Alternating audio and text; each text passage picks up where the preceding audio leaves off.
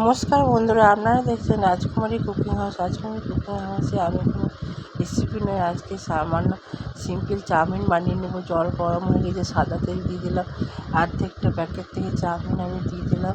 এই দেখুন চাউমিনটা দেওয়ার পরে বেশ ভালোভাবে সেদ্ধ হয়ে গিয়েছে। চাউমিন দিয়ে কত সুন্দর সেদ্ধ হয়ে গেছে, ঝরঝর হয়ে গেছে। এবার চাউমিনটাকে আমি নামিয়ে নেবো। দেখুন ধুয়ে নিয়েছি সাদা জল দিয়ে, ঠান্ডা জল দিয়ে কত সুন্দর ঝরঝরে হয়ে গেছে।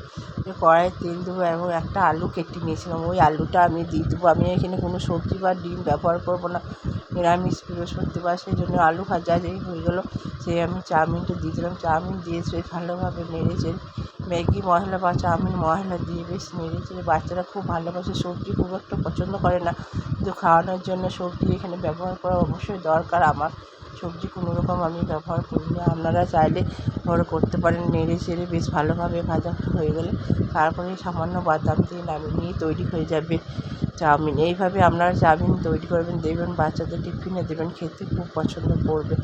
আমি তৈরি করে